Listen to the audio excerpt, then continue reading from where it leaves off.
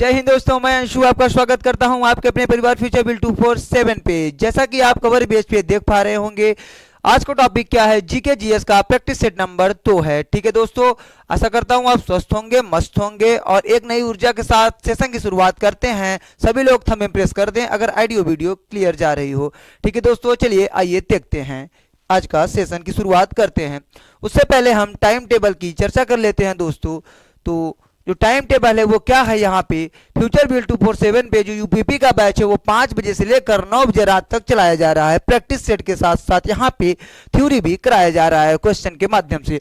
और मैथ आपको 5 बजे दी जाएगी, रीजनिंग की कक्षा 6 बजे मिलेगी आपको, और जीके जीएस मेरे द्वारा 7 बजे मिलेगी, और 8 बजे आपको हिंदी मिलेगी अजीत सर के द्वारा। ठीक है दोस्तों, चलिए आज का पहला प्रश्न देखते हैं कि आज का पहला प्रश्न क्या है। पहला प्रश्न देखने से पहले हम एक ही चीज कहेंगे दोस्तों कि इस सर्दी एक वर्दी अपना चाहे जैसे बनाना है। ठीक है, चाहे जैसे बनाना है, क्योंकि अपने माता पिता का सपना जो है आपको कैसे भी करके इस साल साकार कर देना है। क्योंकि ये 2024 आने वाली वनडे, अगर वनडे दृष्टिकोण से देखा जाए तो बहुत सारे वैकेंसी आ रहे हैं। शायद आरपीएफ भी आ रही है, आपको पता ही होगा, नोटिफिकेशन निकल रहा है। आरपीएफ भी आ रही है, पीएससी भी आएगा, यूपीपी आ गया, यूपीएसआई भी आने वाला है, और इस साल शिक्षक भर्ती भी आने वाली है। पेपर में आप लोग देखते होंगे दोस्तों। तो जो भी चाहे ग्रामीण क्षेत्र से बिलोंग करता हो, चाहे शहरी क्षेत्र से हो, ठंड भी है, मैं मानता हूं, आप रजाई में बैठे रहें, केवल एक कागज एक कलम लेकर निकाल के वीडियो देखते रहें, और इसी के साथ अगर एक दो बार आप रिवीजन करेंगे दोस्तों ना, तो आपका पूरा कॉन्सेप्ट क्लियर हो जाएगा। और ये प्रैक्टिस के माध्यम से हम थ्योरी भी इसी में आपको, यहाँ पे देखिए, अगर मैं लाता हूँ एक प्रैक्टिस सेट में 37-38 क्वेश्चन, लमसम 40 क्वेश्चन, तो आपका एक क्वेश्चन के साथ साथ 4 क्वेश्चन तैयार हो रहे हैं, तो फिर कितने हो गए, 4 चौक 16, 160 क्वेश्चन। तो एक सेशन से आपका तैयार हो जा रहा है केवल इस सब्जेक्ट से। अब अभी आप लोग इसे हिंदी में पढ़ते होंगे, अजीत सर भी इसी तरीके से करा रहे हैं, तो आप लोग मेरे साथ जुड़े रहें और बने रहें। ठीक है दोस्तों, चलिए एक ही चीज कहूंगा, क्या कि हिंदी जीएस मैथ रीजनिंग दिन रात जपना है। हिंदी जीएस मैथ रीजनिंग दिन रात जपना है, क्योंकि इस सर्दी एक वर्दी अपना है। चलिए ठीक है दोस्तों, आइए सेशन की शुरुआत करते हैं कि आज का पहला प्रश्न क्या कह रहा है। चलिए आज का पहला प्रश्न क्या कह रहा है, प्रसिद्ध वादक उस्ताद बिंदा खान द्वारा कौन सा यंत्र बजाया जाता है। ठीक है, जो उस्ताद बिंदा खान है उनके द्वारा कौन सा यंत्र बजाया जाता है, वही आपसे प्रश्न पूछ रहा है। चलिए पहला ऑप्शन है सारंगी, दूसरा ऑप्शन है वायलिन, तीसरा ऑप्शन है मृदंग, और चौथा ऑप्शन क्या है, संतूर। सभी लोग इसका जवाब देंगे कि इसका जवाब क्या होगा दोस्तों, इसका जवाब क्या होगा। चलिए आइए देखते हैं इसका जवाब क्या होगा। अगर उस्ताद बिद्दा खान के बारे में बात करेगा दोस्तों, तो इसका राइट आंसर क्या होगा, क्योंकि ये क्या बजाते हैं, सारंगी। क्या बजाते हैं दोस्त, सारंगी। अगर वायलिन के बारे में बात करेगा तो वायलिन कौन बजाता है, तो एक फेमस है जो वादक है, उनका नाम है सुब्रमण्यम। क्या दोस्तों, सुब्रमण्यम, एल सुब्रमण्यम। ठीक है, अगर मृदंग के बारे में बात करेंगे तो मृदंग के एक फेमस वादक है जिनका नाम है राघवन। क्या नाम है प्यारे मित्रों, राघवन। ठीक है, अगर संतूर के बारे में बात करेंगे तो इनके बहुत प्रसिद्ध वादक हैं जिनका क्या नाम है, शिव कुमार शर्मा। क्या नाम है दोस्तों, शिव कुमार शर्मा। चलिए अब देखिए, आपको एक प्रश्न से 4 प्रश्नों की जानकारी मिली। अब इसी के साथ जो जो फेमस वादक है उसको भी मैं यहीं पे कराते चलूंगा। आप यहां भी देखते चलिए, फेमस वादक भी मैं कराते चलूंगा दोस्तों। अगर हम बात करेंगे आपके सितार, जो सितार वादक है, प्रसिद्ध सितार वादक कौन है दोस्तों, तो रविशंकर। कौन है दोस्तों, रविशंकर। ठीक है दोस्तों, रविशंकर। अगर बांसुरी के बारे में बात करें, जो प्रसिद्ध बांसुरी वादक है वो कौन है, हरिप्रसाद चौरसिया। कौन है प्यारे मित्रों, हरिप्रसाद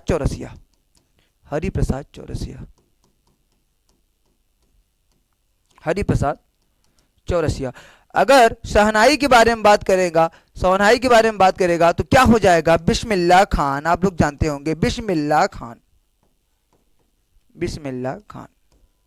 ठीक है दोस्तों, बिस्मिल्लाह खान। आशा करता हूं आपको ये चारों बहुत अच्छे से समझ में आया होगा। आप लोग नोट कर लीजिए, और जो भी मैं ये यहाँ पे नोट करा रहा हूं, जो भी यहाँ पे लिख रहा हूं, अगर आपको इसके साथ क्वेश्चन का भी पीडीएफ चाहिए या इसके साथ पीडीएफ चाहिए, हमारे टेलीग्राम चैनल फ्यूचर बिल 247 के ज्वाइन कर लीजिए, वहां पे सारी चीज उपलब्ध दिया जाएगा। ठीक है दोस्तों, चलिए आज का क्वेश्चन नंबर 2 देखते हैं क्या है।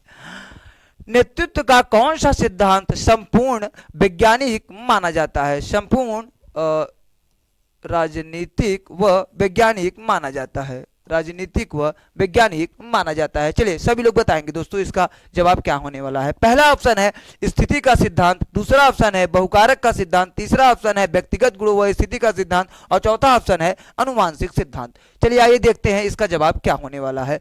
जो बहुकारक का सिद्धांत होता है दोस्तों वो टोटल संपूर्ण वैज्ञानिक आधार पे, नेतृत्व का वैज्ञानिक के आधार पे ये डिपेंड है, उसी आधार पे ये बहुकारक का सिद्धांत संपूर्ण राजनीतिक व वैज्ञानिक माना जाता है। चलिए आज का जो नेक्स्ट क्वेश्चन है वो देखते हैं। क्वेश्चन नंबर 3 एक करंट अफेयर से आ गया है दोस्तों। चलिए देखते हैं क्या है।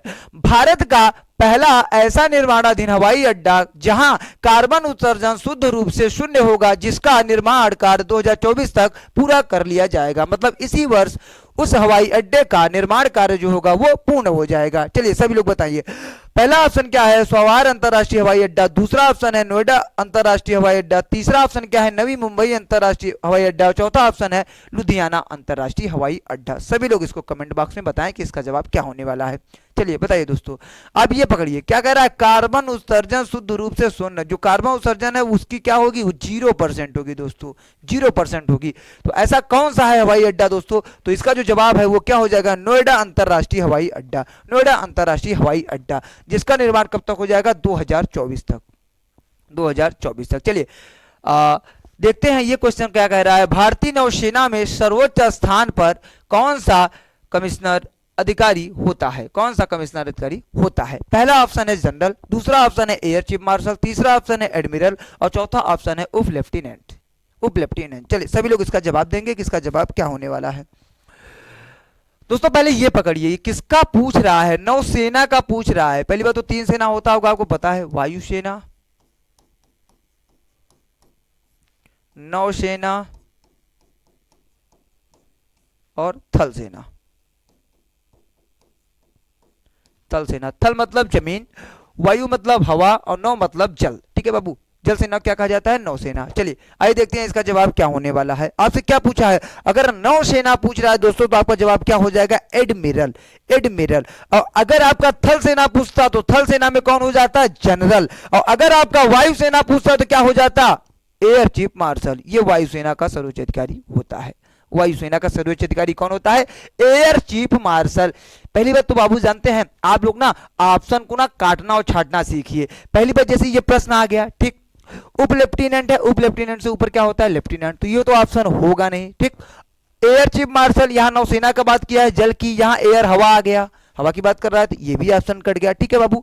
जनरल आप लोग देखते होंगे आमतौर पर, अगर मूवी भी देखते होंगे तो जो ज्यादातर जो थल सेना है उन्हीं में जनरल होते हैं, आप लोग देखे होंगे। तो वो भी हो गया। तो बचा क्या? एडमिरल। तो नौसेना का कौन होगा? एडमिरल। चलिए आज का नेक्स्ट क्वेश्चन देखते हैं क्या कह रहा है।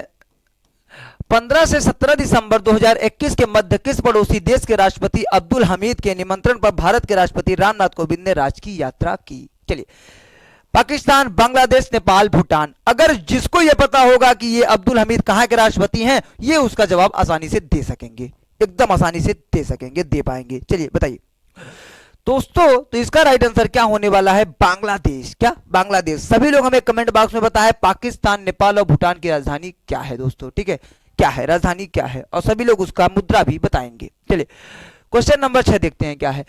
सविनय अवज्ञा आंदोलन की शुरुआत के पहले वायसराय को गांधी जी का 11 सूत्रीय चेतावनी दिया गया था। इन चेतावनियों के संदर्भ में क्या सही है? जो 11 सूत्रीय चेतावनी दिया गया था गांधी जी का, उसके बारे में देखते हैं क्या सही है। चलिए थोड़ा मैटर बड़ा था इसीलिए दूसरे स्लाइड पे रखना पड़ा। चलिए क्या कह रहा है? कौन सा सही पूछा है? करेक्ट पूछा है आपसे, ये मत क्या पूछा है? करेक्ट। कौन सा सही है? तो पहला क्या तथ्य है? रुपया डॉलर विनिमय दर को कम करना, भू राजस्व में 50% की कमी करना, राजनीतिक कैदियों को रिहा करना। तो इसमें क्या क्या सही है बताइए दोस्तों, क्या क्या सही है? पहला दूसरा, दूसरा तीसरा, पहला तीसरा और पहला दूसरा तीसरा। चलिए या सभी सही हैं? कौन सा सही है? सभी लोग अच्छे से जवाब दे रहे हैं। ठीक है दोस्तों, तो जो इसका जवाब होने वाला है वो कौन सा हो जाएगा? 2 और 3। भू राजस्व में वो 50% की मांग किए थे कि उसकी कमी होनी चाहिए, और राजनीतिक कैदियों को रिहा करने की मांग किए थे दोस्तों। ठीक है, चलिए आशा करता हूं ये भी आपको बहुत अच्छे से समझ में आएगा। चलिए देखते हैं नेक्स्ट क्वेश्चन। दक्षिणी गोलार्ध में सबसे छोटा दिन, सबसे छोटा दिन किस दिनांक को होता है? चलिए बताइए। 22 दिसंबर, 21 जून, 21 मार्च की 23 सितंबर। सभी लोग इसका जवाब दें, सभी लोग इसका जवाब दें। चलिए ठीक है, हाँ बहुत अच्छे बहुत अच्छे। चलिए हाँ बाबू, देखिए क्या पूछ रहा है, दक्षिणी गोलार्ध आपसे पूछ रहा है, क्या पूछ रहा है, दक्षिणी गोलार्ध, क्या पूछ रहा है, दक्षिणी गोलार्ध, ठीक है। अगर दक्षिणी गोलार्ध में सबसे छोटे दिन की बात करेगा तो आपका जवाब क्या हो जाएगा, 21 जून। अगर आपसे यही पूछता उत्तरी गोलार्ध में सबसे छोटा दिन, तो आपका आंसर क्या हो जाता, 22 दिसंबर। उत्तरी गोलार्ध, उत्तरी गोलार्ध का छोटा दिन, उत्तरी गोलार्ध का छोटा दिन। चलिए, अच्छा आपको लग रहा होगा कि आप ये दो प्रश्न से केवल दो ही प्रश्न सीख पाए, लेकिन नहीं, इसी दो में आप 4 सीख गए। कैसे, देखिए दक्षिणी गोलार्ध का सबसे छोटा दिन अगर 21 जून हो रहा है तो ऑटोमेटिक 21 जून क्या हो जाएगा, उत्तरी गोलार्ध का बड़ा दिन। और अगर उत्तरी गोलार्ध का छोटा दिन 22 दिसंबर हो रहा है तो जो दक्षिणी गोलार्ध में सबसे बड़ा दिन होगा वो कौन सा हो जाएगा, 22 दिसंबर दोस्तों। और जो ये 21 मार्च, ये 21 मार्च और 23 सितंबर है, ये क्या है, ये दोस्तों कौन सी तारीख है, ये बिशु की तारीख है। किसकी, बिशु की। बिशु क्या होता है, कमेंट बॉक्स में सभी लोग बताएं, बिशु क्या होता है दोस्तों, कि जहां पे दिन और रात, ऐसे दो दिनांक हैं जहां पे दिन रात एकदम एग्जैक्ट होते हैं, बराबर होते हैं। तो 21 मार्च एक ऐसा डेट आएगा और 23 सितंबर, ये दोनों दिन क्या रहते हैं, दिन रात बराबर होते हैं। चलिए सभी लोग कमेंट बॉक्स में थंब इंप्रेस कर दे दोस्तों, अगर ऑडियो वीडियो क्लियर जा रहा हो। चलिए देखते हैं ये प्रश्न क्या कह रहा है। अनुसूचित जनजाति के संरक्षण के लिए एक क्षेत्र को अनुसूचित क्षेत्र के रूप में घोषणा करने की शक्ति किसके पास है, किसके पास है, राष्ट्रपति के पास है, प्रधानमंत्री के पास है, कि मुख्यमंत्री के पास है, कि उपराष्ट्रपति के पास है, ठीक है, कि उपराष्ट्रपति के पास है। चलिए सभी लोग इसका जवाब देंगे, सभी लोग इसका जवाब देंगे दोस्तों। अगर हम बात करें ये अनुसूचित जनजाति के संरक्षण के लिए जो ये घोषणा करने की शक्ति किसके पास होती है, तो आपको पता होगा, चाहे नियुक्ति हो, चाहे ये सब घोषणा की शक्ति हो, ये सब कौन करता है, भारत के राष्ट्रपति, भारत के राष्ट्रपति। इस समय भारत के वर्तमान राष्ट्रपति कौन है, द्रौपदी मुर्मू। चलिए ठीक है, ये तो मैं आपसे कल पूछा था ये प्रश्न, आज पूछ रहा हूं कि द्रौपदी मुर्मू जो है वो कितने नंबर की राष्ट्रपति हैं। सभी लोग इसका कमेंट बॉक्स में जवाब देंगे। चलिए सभी लोग इसका कमेंट बॉक्स में जवाब देंगे, ठीक, सभी लोग। नवंबर 2021 को फॉर्च्यून इंडिया द्वारा भारत की 50 सर्वाधिक प्रभावशाली महिलाओं की सूची जारी की गई है। इस सूची में प्रथम स्थान किस भारतीय महिला को प्राप्त हुआ है, चलिए सभी लोग बताएं दोस्तों। क्या सर्वाधिक प्रभावशाली महिला की एक सूची जारी की गई थी, किसके द्वारा, फॉर्च्यून इंडिया के द्वारा। उसमें सर्वप्रथम कौन से महिला का स्थान बना, वही आपसे पूछ रहा है। पहला ऑप्शन क्या है, अरुंधति भट्टाचार्य, दूसरा ऑप्शन है सुचित्रा इला, तीसरा ऑप्शन है सुचित्रा इला, ओ 2 बार लिखा गया, चलिए ठीक कोई बात नहीं। चौथा ऑप्शन है रेखा एम मेनन, रेखा एम मेनन। सभी लोग इसका जवाब देंगे दोस्तों, जो इसका जवाब होगा वो क्या होगा, रेखा एम मेनन, रेखा एम मेनन। चलिए नेक्स्ट देखते हैं। भारत के संविधान के किस अनुच्छेद के अधीन राज्यों के राज्यपाल को अध्यादेश जारी करने की शक्ति है। चलिए अध्यादेश पूछ रहा है, राज्यपाल पूछ रहा है, ठीक है दोस्तों, क्या पूछ रहा है, राज्यपाल। चलिए सभी लोग इसका बताएं आंसर। पहला ऑप्शन क्या है, अनुच्छेद 123, दूसरा ऑप्शन है अनुच्छेद 211, तीसरा ऑप्शन है अनुच्छेद 213, चौथा ऑप्शन है अनुच्छेद 212। दोस्तों पहली बात तो ये जानिए, अध्यादेश जारी कौन कौन करता है, राष्ट्रपति और राज्यपाल, राज्यपाल। तो आपसे पूछ रहा है कि राज्यपाल को अध्यादेश जारी करने का अधिकार किस अनुच्छेद के अंतर्गत आता है, तो क्या है दोस्तों, ऑप्शन नंबर सी, अनुच्छेद 213 के तहत राज्यपाल अध्यादेश जारी करता है। और जो अनुच्छेद 123 है इसके द्वारा कौन, राष्ट्रपति अध्यादेश जारी करता है, ठीक है दोस्तों, राष्ट्रपति अध्यादेश जारी करता है। चलिए आपसे क्या पूछ रहा है, निम्न में से कौन सी किताब सरोजनी नायडू द्वारा लिखित नहीं है।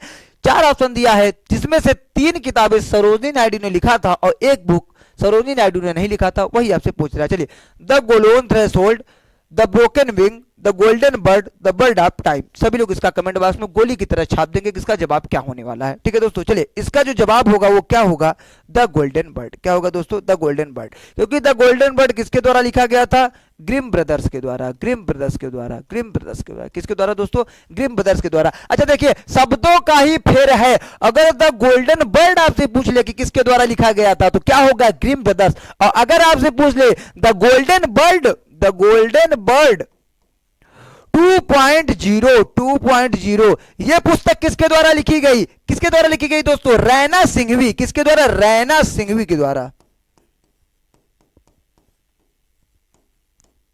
चलिए ठीक है, अब देखिए यहां पे क्या लिखा है, the golden bird, the golden bird Grimm brothers लिख रहे हैं, the golden bird 2.0 Raina Singhvi लिख रहे हैं। अच्छा देखिए, अब यही पे अगर हो जाता द गोल्डन बोट, क्या हो जाता, the golden boat, the golden boat ये किसके द्वारा लिखी गई? सभी लोग इसका जवाब देंगे, अगर पता हो तो दीजिए ना, कोई बात नहीं दोस्तों। रविन्द्रनाथ टैगोर। ये बुक किसने लिखा? रविंद्रनाथ टैगोर, रविंद्रनाथ टैगोर। अच्छा चलिए, मैं कल बताया था आपको कि रविन्द्रनाथ टैगोर को कौन से साहित्य के लिए नोबेल पुरस्कार मिला था। सभी लोग कमेंट बॉक्स में बताएं, सभी लोग कमेंट बॉक्स में बताएं। चलिए ठीक है, आइए देखते हैं क्या कह रहा है। निम्न में से कौन सी मिश्रित खेती का प्रमुख विशेषता है? आपसे मिश्रित खेती का विशेषता पूछ रहा है। पहला ऑप्शन है नकदी और खाद दोनों फसलों के साथ साथ खेती करना, दो या दो से अधिक फसलों को एक ही खेत में उगाना, तीसरा ऑप्शन है पशुपालन और फसल उत्पादन को एक साथ करना, चौथा ऑप्शन है उपयुक्त में से कोई नहीं, उपयुक्त में से कोई नहीं। ये क्वेश्चन तो सभी लोग उड़ा दिए होंगे, ठीक है दोस्तों। चलो सब लोग बताओ दोस्तों, मिश्रित खेती क्या होता है कि कृषि के साथ साथ पशुपालन करना क्या कहलाता है? फसल, अगर फसल भी उगा रहे हैं उसके साथ साथ पशुपालन भी कर रहे हैं तो उस किसके अंतर्गत आ जाएगा? मिश्रित खेती के अंतर्गत आ जाता है दोस्तों। Option number C is right answer. चलिए हाँ, यहां भी देखिए क्या पूछ रहा है। निम्नलिखित में से किस राज्य में बहिनी दरबार समाचार पत्र महिलाओं द्वारा और महिलाओं के लिए प्रकाशित होता है? क्या पूछा? बहिनी दरबार समाचार पत्र, बहिनी दरबार समाचार पत्र। चलिए बताइए। एक योजना और चला है लाडली बहन, ठीक है, लाडली बहना आप लोग सुने होंगे। जो लाडली बहना है वो भी कहाँ का है? मध्य प्रदेश का, और इसका भी जवाब क्या होने वाला है? मध्य प्रदेश, ठीक है। पश्चिम बंगाल, महाराष्ट्र, झारखंड, मध्य प्रदेश। तो इसका राइट आंसर क्या होगा दोस्तों? मध्य प्रदेश। चलिए देखते हैं आज का नेक्स्ट क्वेश्चन। हाँ, ये आया बढ़िया क्वेश्चन, ये आपका सिख गुरु से आया है। आज इससे हम आपको करीब इस एक क्वेश्चन से 4-5 प्रश्न तैयार करवाने की कोशिश करते हैं, ठीक है। किस सिख गुरु ने आदि ग्रंथ संकलित किया है? गुरु अंगद, गुरु अर्जुन देव, गुरु रामदास, गुरु हर राय। चलिए सभी लोग इसका जवाब देंगे, क्या होने वाला है दोस्तों, सभी लोग इसका जवाब देंगे दोस्तों। अगर आदि ग्रंथ के बारे में बात करेगा तो इसका जवाब आपका क्या हो जाएगा? गुरु अर्जुन देव, गुरु अर्जुन देव। गुरु अर्जुन देव वही थे जिसको किसने, पहली बात तो सभी लोग कमेंट बॉक्स में बताएं कितने सिख गुरु हुए थे। अगर सिख गुरु के बारे में बात करेगा टोटल कितने हैं दोस्तों? 10। कितने हैं दोस्त? 10। चलिए मैं 10 को बता रहा हूं आपको। पहले कौन थे? गुरु नानक देव। कौन? गुरु नानक देव, ठीक। दूसरे कौन थे आपके दोस्तों? गुरु अंगद। तीसरे कौन थे आपके दोस्तों? गुरु अमरदास। चौथे आपके कौन से दोस्तों? गुरु रामदास। पांचवे कौन से आपके थे? गुरु अर्जुन देव। और छठे आपके कौन थे दोस्तों? गुरु हर गोविंद।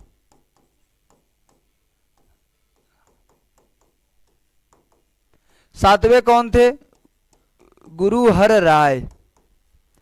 आठवें कौन थे दोस्तों? गुरु हर किशन।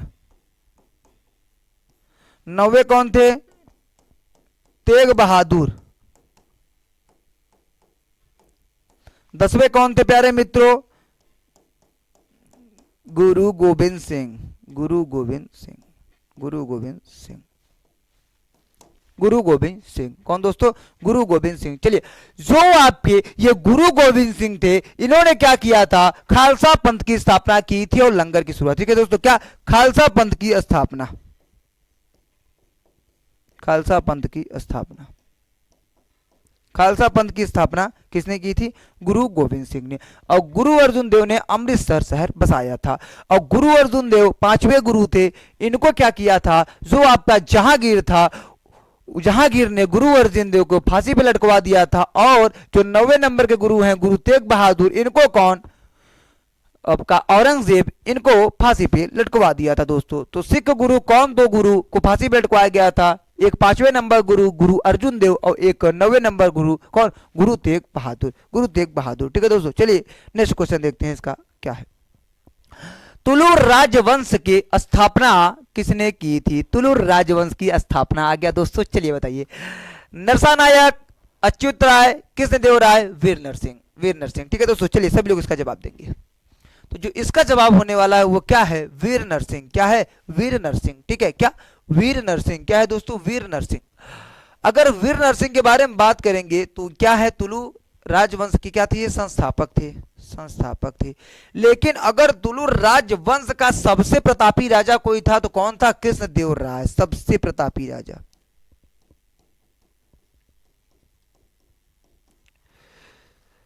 इसने क्या, विजयनगर में कृष्ण भगवान का बहुत अच्छा मंदिर बनवाया था विजयनगर में, और इसी ने 1000 खंभों वाली राम मंदिर का भी निर्माण करवाया था। 1000 खंभे वाली मंदिर, 1000 खंभों वाली मंदिर,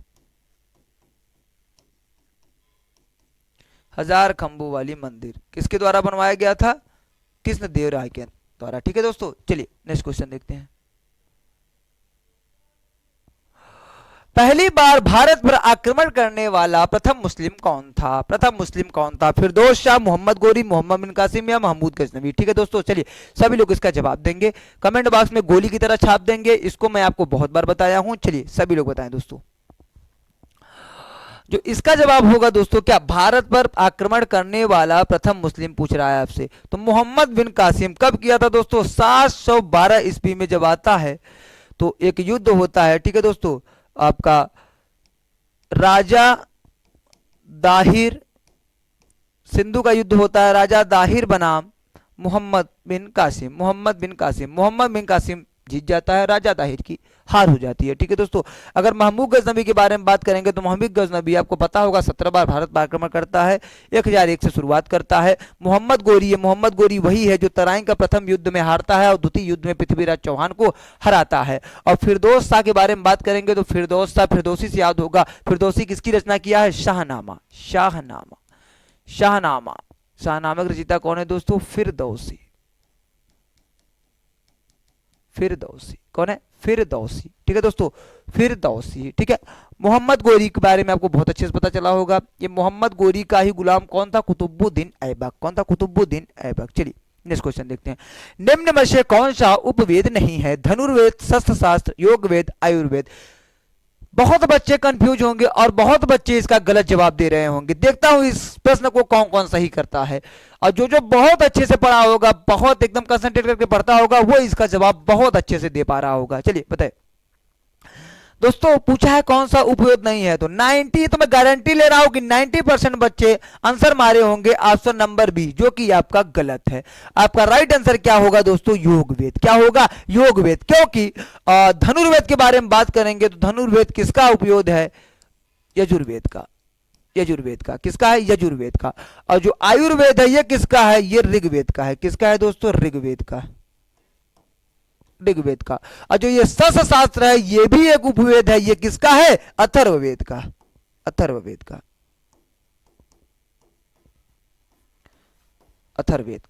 ठीक है दोस्तों, अथर्ववेद का। चलिए नेक्स्ट क्वेश्चन देखते हैं। 9 दिसंबर 2000 करंट अफेयर से आ गया है दोस्तों, चलिए देखते हैं। 9 दिसंबर 2021 को केंद्रीय पर्यावरण, वन और जलवायु परिवर्तन मंत्रालय द्वारा जारी सूचना के अनुसार किस राज्य संघ शासित प्रदेश में स्थित मानव निर्मित हैदरपुर आर्द्र भूमि को भारत का 47वां रामसर साइट और अंतरराष्ट्रीय स्तर पर 24 रामसर स्थल के रूप में नामित किया गया? हैदरपुर कहां है दोस्तों? अपने उत्तर प्रदेश में है दोस्तों। देखिए कहीं उत्तर प्रदेश दिख रहा है? Option number B right answer, Haiderpur Uttar Pradesh में है। ठीक है दोस्तों, चलिए एक चीज और मैं बताता हूं, जो ये वेटलैंड की बात कर रहा है, ये इंग्लिश में रामसर साइट कहा जाता है, वेटलैंड। ठीक है, तो देखिए जो उत्तर प्रदेश में कितने हैं टोटल, तो मैं आपको बताऊंगा उत्तर प्रदेश में कितने हैं। 10 रामसर साइट हैं। कितने हैं? 10 रामसर साइट हैं। ठीक है दोस्तों, सबसे ज्यादा कहां है? कर्नाटक में। चलिए नेक्स्ट क्वेश्चन देखते हैं क्या है। निम्नलिखित देशों में से किस एक के देशों में भूमध्य रेखा गुजरती है? ये पूछ रहा है भूमध्य रेखा कौन से देशों से गुजरती है। ठीक है, सबसे पहले हमको कमेंट बॉक्स में सब लोग ये बताएं भूमध्य रेखा कितने देशों से गुजरता है? कितने देशों से गुजरता है? कितने देशों से गुजरता है? चलिए सभी लोग बताएं। 0 डिग्री लाइन कितने देशों से गुजरता है? चलिए ठीक है बताइए। 0 डिग्री अक्षांश कितने देशों से गुजरता है दोस्तों? तो 13 देशों से गुजरता है। चलिए कौन कौन देखते हैं। ब्राजील, जाम्बिया, मलेशिया से नहीं गुजरता बाबू, तो ये तो गलत हो गया। ब्राजील, सूडान, मलेशिया, ये भी गलत हो गया दोस्तों। वेनेजुएला, इथोपिया, इंडोनेशिया, वेनेजुएला से नहीं गुजरता। Colombia, Kenya, Indonesia. Option number B is right answer. ठीक है बाबू, देखिए मैं बताता हूं आपको थोड़ा बहुत मैप के माध्यम से।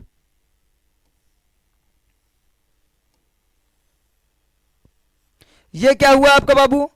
दक्षिण अमेरिका। क्या हुआ भैया? दक्षिण अमेरिका। क्या हुआ? दक्षिण अमेरिका। ठीक है,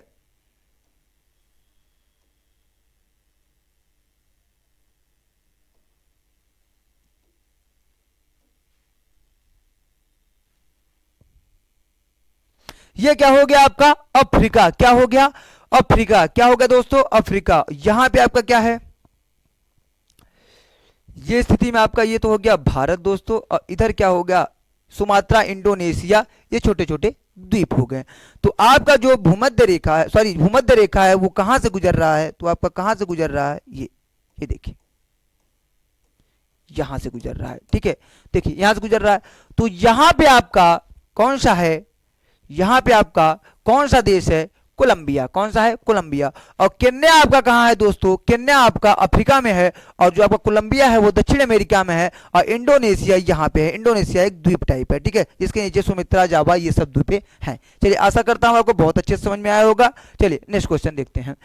हेमिस गोम्पा नामक मठ कहां स्थित है। जिसको हेमिस त्योहार पता होगा उसे हेमिस गोम्पा नामक मठ भी पता होगा। चलिए पहला ऑप्शन गस्टाक, दूसरा ऑप्शन बोध गया, तीसरा ऑप्शन थिम्पू, चौथा ऑप्शन लद्दाख। चलिए हाँ बाबू सही जवाब दे रहे हैं आप, option number D is the right answer, Ladakh. जो हेमिस है, हेमिस गोम्पा नामक जो मठ है वो लद्दाख में है, और हेमिस नामक जो त्योहार है वो भी कहाँ है, मनाया जाता है लद्दाख में, लद्दाख में, ठीक है। बोध गया से आपको याद होगा बुद्ध को ज्ञान की प्राप्ति कहां हुई थी, इसी बोध गया में हुई थी, इसी बोध गया में हुई थी, ठीक है। सभी लोग कमेंट बॉक्स में बताएं थिम्पू किसकी राजधानी है, थिम्पू किसकी राजधानी है। चलिए सभी लोग कमेंट बॉक्स में एकदम छाप देंगे थिम्पू किसकी राजधानी है, ठीक है दोस्तों। चलिए 14 दिसंबर 2021 को sports journalist federation of India द्वारा किसे sports man of the year 2021 पुरस्कार प्रदान करने की घोषणा की गई। पहला ऑप्शन नीरज चोपड़ा, दूसरा ऑप्शन सुनील यादव, तीसरा ऑप्शन पीवी सिंधु, चौथा ऑप्शन विराट कोहली। चलिए सभी लोग इसका जवाब देंगे, सभी लोग इसका जवाब देंगे, ठीक है दोस्तों। Option number A Neeraj Chopra is the right answer, ठीक है बाबू, नीरज चोपड़ा एकदम बिल्कुल सही जवाब है। अगर पीवी सिंधु के बारे में बात करेंगे तो ये क्या खेलती हैं, बैडमिंटन। क्या खेलती हैं प्यारे मित्रों, बैडमिंटन। अगर सुनील यादव के बारे में बात करेगा तो सुनील यादव क्या खेलते हैं प्यारे मित्रों, ये क्या खेलते हैं, कुश्ती। ये कुश्ती के महान प्लेयर हैं, कुश्ती के ये प्लेयर हैं। विराट कोहली के बारे में बात करेगा तो विराट कोहली को तो आप लोग सब लोग जानते हैं। चलिए कमेंट बॉक्स में बताएं विराट कोहली कौन सा गेम खेलते हैं दोस्तों, कौन सा खेलते हैं, क्रिकेट। क्या क्रिकेट, क्या खेलते हैं दोस्तों, क्रिकेट।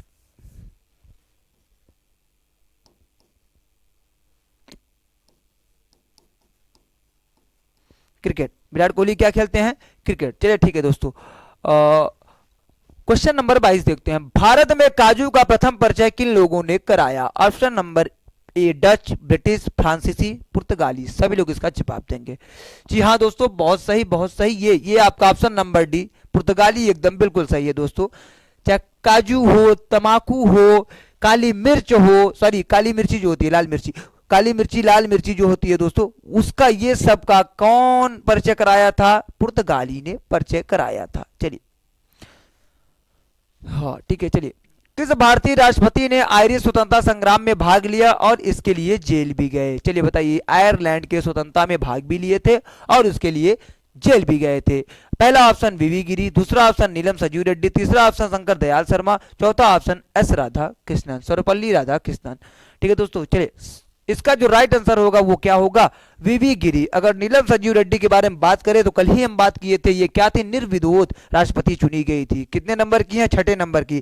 शंकर दयाल शर्मा कितने नंबर के राष्ट्रपति हैं, 9वें नंबर के। और राधा कृष्णन कितने नंबर के राष्ट्रपति हैं, दूसरे नंबर के राष्ट्रपति हैं दोस्तों, दूसरे नंबर के राष्ट्रपति हैं। चलिए अगर आपको सेशन में मजा आ रहा है तो आप लोग दबा के शेयर किया करिए दोस्तों, एकदम अच्छे तरीके से सभी एजुकेशनल ग्रुप में शेयर कर दिया करिए और सभी दोस्तों को बुला लिया करिए। सेशन जैसे ही स्टार्ट होता है वैसे ही। चलिए देखते हैं क्वेश्चन नंबर 24 क्या कह रहा है। विश्व पर्यावरण दिवस कब मनाया जाता है, विश्व पर्यावरण दिवस। ठीक है दोस्तों, चलिए 1 अप्रैल, 6 मई, 5 जून, 5 दिसंबर। सभी लोग इसका जवाब दे। पर्यावरण दिवस आपसे पूछा है जी दोस्तों, बहुत अच्छा ऑप्शन नंबर सी, 5 जून आपका बहुत अच्छा जवाब है, बहुत अच्छा। ठीक है, अगर हम बात करेंगे जून में ही 21 जून को क्या मनाया जाता है, 21 जून को क्या मनाया जाता है, योग दिवस। क्या मनाया जाता है दोस्तों, योग दिवस, योग दिवस, योग दिवस। ठीक है, अगर 5 दिसंबर के बारे में बात करेगा तो 5 दिसंबर को क्या मनाया जाता है, विश्व मृदा दिवस, विश्व मृदा दिवस,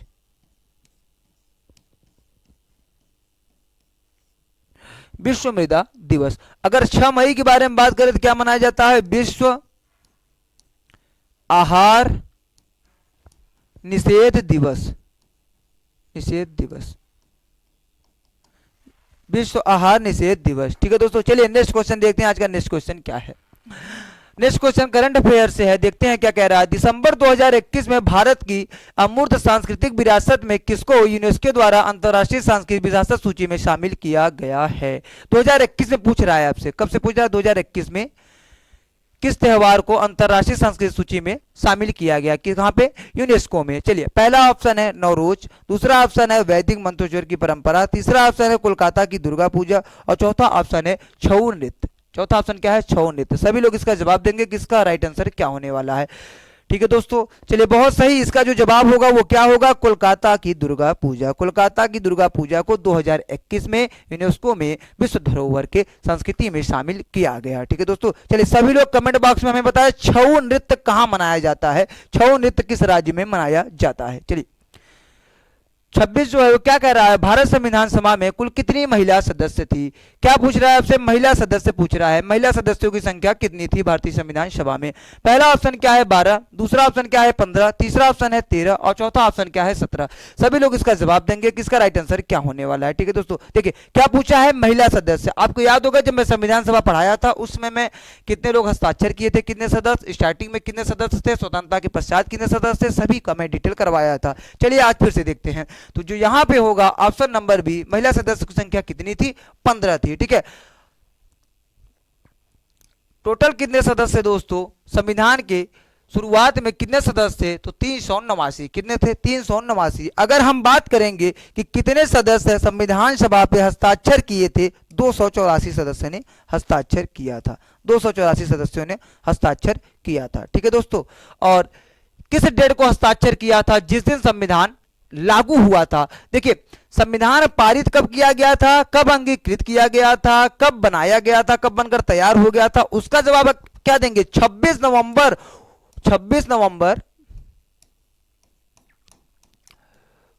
1949 को संविधान अंगीकृत हो गया था या पारित हो गया था या बनकर तैयार हो गया था। लेकिन लागू कब हुआ था, 26 जनवरी 1950 को। लेकिन जो यह हस्ताक्षर है यह कब हुआ था दोस्तों, 24 जनवरी 1950 को।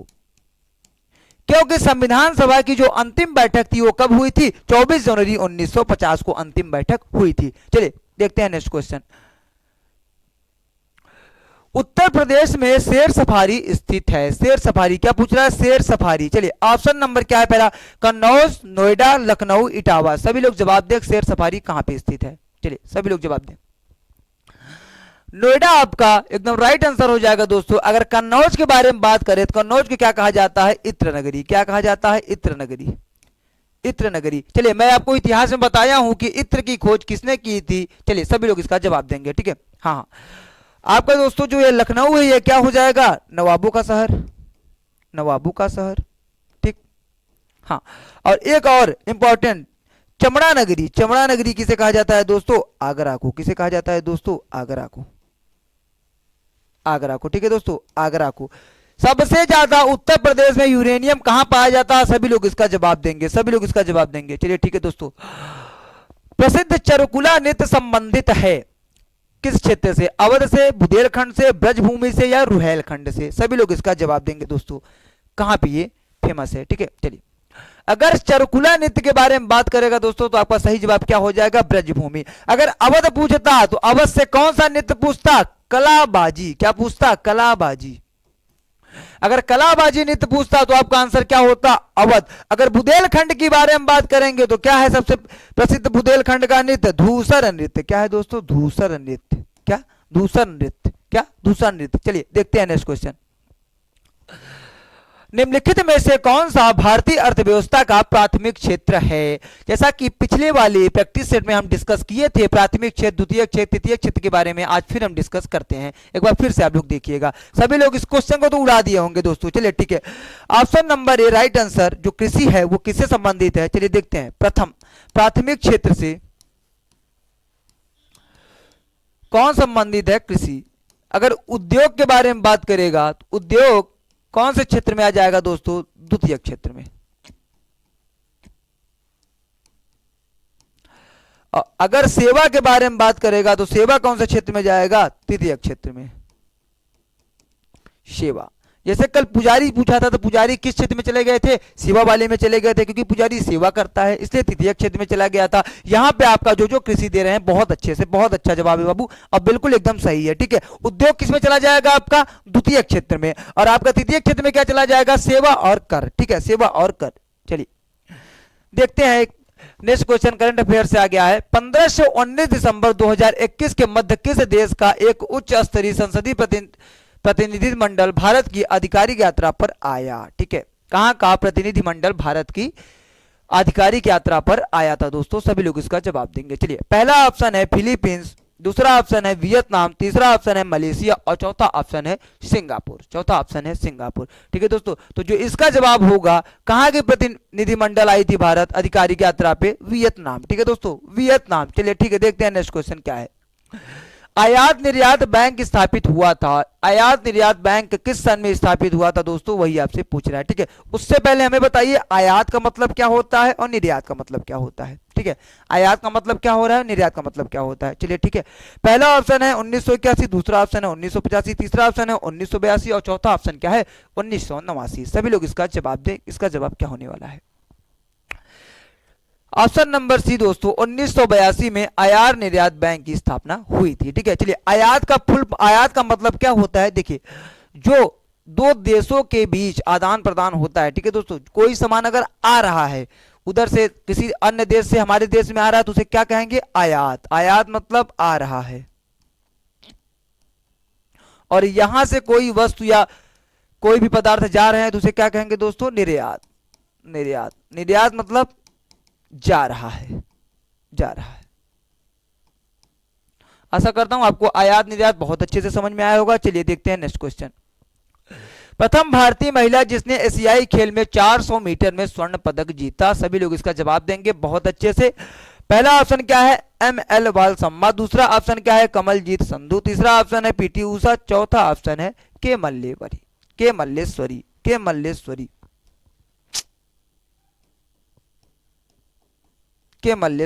ठीक है दोस्तों, चलिए कुछ महान पुरुष ऐसे भी होंगे कि अगर मैं इसको संशोधित कर रहा हूं तो सब लोग इसी का जवाब दे दिए होंगे, सब लोग ऑप्शन नंबर डी ही मार दिए होंगे। ठीक है दोस्तों, अच्छे से क्वेश्चन पढ़िए और अच्छे से जवाब दीजिए, इसका जवाब क्या होने वाला है। हाँ ठीक है, बहुत सही, कमलजीत संधू आपका सही जवाब हो जाएगा। 400 मीटर दौड़ में आपका कौन स्वर्ण पदक जीता? कौन सी महिला? कमलजीत संधू। ठीक है दोस्तों, चलिए देखते हैं क्वेश्चन नंबर 33 क्या कह रहा है। 14 दिसंबर 2021 को संयुक्त राज्य अमेरिका की अंतरिक्ष संस्था नासा की एक विज्ञप्ति के अनुसार नासा का कौन सा अंतरिक्ष यान सूर्य के वायुमंडल में प्रवेश करने वाला पहला अंतरिक्ष यान बना? ठीक है दोस्तों, किसके वायुमंडल में प्रवेश किया है? सूर्य के वायुमंडल में।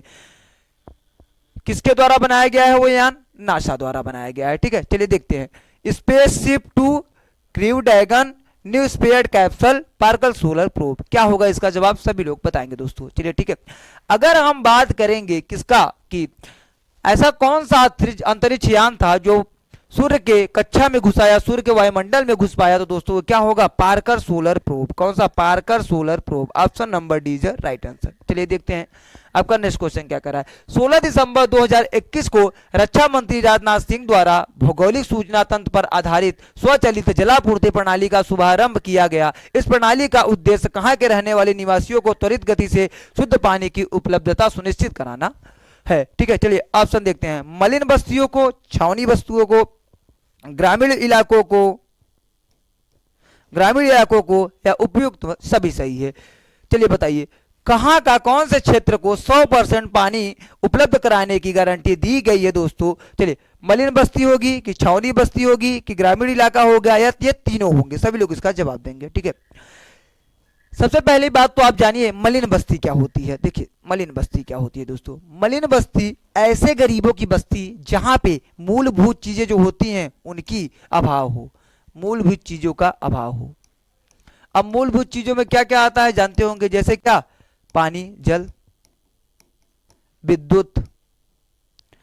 जहां पे इन सब जिस क्षेत्रों में जो गरीबी वाली क्षेत्र है, जहां पे न जल और न विद्युत का विकास हो पाया, उसे कौन सी बस्ती कहते हैं दोस्तों? मलिन बस्ती। अगर छावनी क्षेत्र के बारे में बात करेंगे तो छावनी क्षेत्र किसे कहते हैं? जहां पे सेना के साथ साथ सिविल आबादी भी रहती हो, उसे कौन सा क्षेत्र कहा जाता है? छावनी क्षेत्र कहा जाता है। और ग्रामीण इलाका तो जानते हैं जो आपका गांव वाला इलाका होता है उसे क्या कहते हैं, ग्रामीण इलाका। चलिए जो इसका जवाब है वो क्या हो जाएगा दोस्तों, छावनी क्षेत्र को। छावनी क्षेत्र को 100% स्वचालित जलापूर्ति प्रणाली द्वारा जल की पूर्ति की जाएगी। चलिए देखते हैं नेक्स्ट क्वेश्चन क्या है। लौह और रक्त की नीति किसने अपनाई थी, लौह और रक्त की नीति किसने अपनाई थी। पहला ऑप्शन है बलबन, दूसरा ऑप्शन है अलाउद्दीन खिलजी और तीसरा ऑप्शन आपका क्या है, बाबर, चौथा ऑप्शन क्या है, मोहम्मद बिन तुगलक, मोहम्मद बिन तुगलक। चलिए सभी लोग इसका जवाब देंगे। ठीक है दोस्तों, बहुत अच्छा बहुत अच्छा, आपका जो जवाब है वो क्या हो जाएगा, बलबन। लौह और रक्त की नीति किसने अपनाई थी, बलबन। ठीक है, और बलबन एक चीज और क्या किया था, सिजदा और पैबोस, सिजदा और पैबोस प्रथा। सिजदा और पैबोस प्रथा में क्या होता था दोस्तों, आपको पता होगा, सिजदा में क्या होता था कि सर के बगल आपको लेट कर जो राजा रहता था, जो सुल्तान रहता था, उसके पैर के अंगूठों को चूमा जाता था, तो उसे क्या कहा जाता था, सिजदा और पैबोस। ठीक है, अगर हम बात करेंगे बलबन द्वारा और क्या किया गया था, तो 40 सरदारों का जो गठन था उसका ये दमन किया था, 40 सरदारों का दमन किया था। जो 40 सरदारों का एक ग्रुप था, समूह था, जो इल्तुतमिश बनवाया था, जिसे चहलगानी कहा जाता था, तुर्काए चहलगानी। तो तुर्कान चहलगानी का समाप्ति किसने किया था, बलबन ने, बलबन ने दोस्तों। अगर बाबर के बारे में बात करेंगे तो बाबर कौन था, कौन था, मुगल साम्राज्य का संस्थापक। 1526 में आता है, इब्राहिम लोदी को हराकर ये मुगल साम्राज्य की नींव रखता है। ठीक है दोस्तों, और अलाउद्दीन खिलजी के बारे में बात करेंगे तो आपको पता होगा बाजार प्रणाली को सुधारने में सबसे ज्यादा योगदान किसका रहा है, तो अलाउद्दीन खिलजी। घोड़ा धागों वाला जो योजना आया था वो कौन लाया था, अलाउद्दीन खिलजी। कौन लाया था दोस्तों, अलाउद्दीन खिलजी। अब पद्मावत मूवी देखे होंगे, ये वही अलाउद्दीन खिलजी है। ठीक है, और मोहम्मद बिन तुगलक के बारे में बात करेंगे तो ये क्या करता है दोस्तों, दिल्ली से राजधानी कहां ले जाता है, दौलताबाद। दिल्ली से राजधानी कहां ले जाता है, दौलताबाद।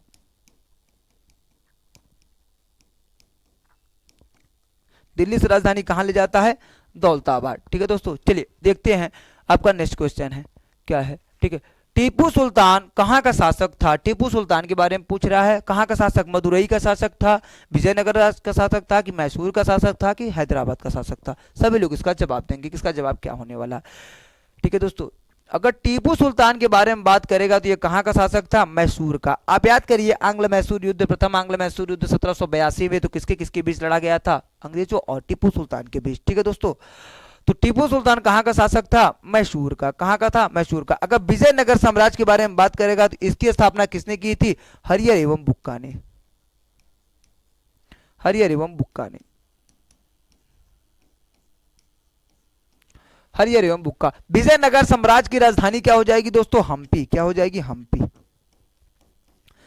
बहुत बार प्रश्न पूछता है ये। ठीक है, अगर बात करेंगे कि जो आपका मीर कासिम या मीर, सब लोग कंफ्यूज होंगे कि मीर कासिम और मीर जाफर वो कहां का आपका सुल्तान था दोस्तों, तो वो कहां का था, बंगाल का, बंगाल का नवाब, बंगाल का नवाब। कौन था, मीर कासिम और कौन, मीर जाफर। आशा करता हूं आपको बहुत अच्छे से समझ में आया होगा। चलिए नेक्स्ट क्वेश्चन देखते हैं क्या कह रहा है। चलिए, संविधान का 52वां जो संविधान संशोधन था वो किससे संबंधित था। चलिए किससे संबंधित था, सभी लोग बताएंगे दोस्तों। ठीक है, पहला ऑप्शन क्या है, दल बदल से, दूसरा ऑप्शन है आरक्षण से, तीसरा ऑप्शन है निर्वाचन से, चौथा ऑप्शन क्या है, अल्पसंख्यकों के संरक्षण से। सभी लोग इसका जवाब दें दोस्तों। ऑप्शन नंबर ए बिल्कुल एकदम सही जवाब है। दल बदल के बारे में अगर बात करेंगे तो आपको याद होगा 10वीं अनुसूची, 10वीं अनुसूची में क्या है, दल बदल है। और दल बदल जो 10वीं अनुसूची है वो किस संविधान संशोधन में जोड़ा गया था, 52वां संविधान संशोधन में जोड़ा गया था।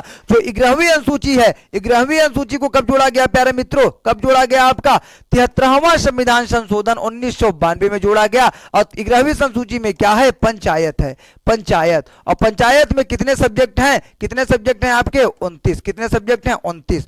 और अगर 12वीं अनुसूची के बारे में बात करेगा, 12वीं अनुसूची को कब जोड़ा गया था, आपका 74वां संविधान संशोधन 1992 में ये भी हुआ था दोस्तों। और 12वीं अनुसूची में क्या है आपकी, नगर पालिका। क्या है दोस्तों, नगर पालिका। और नगर पालिका में कितने सब्जेक्ट हैं, 18। कितने हैं, 18। ठीक है दोस्तों, अगर आपको ये समझ में आ रहा हो तो थंब इम्प्रेस बीच बीच में करते रहे। चलिए आज का जो लास्ट प्रश्न है वो देखते हैं।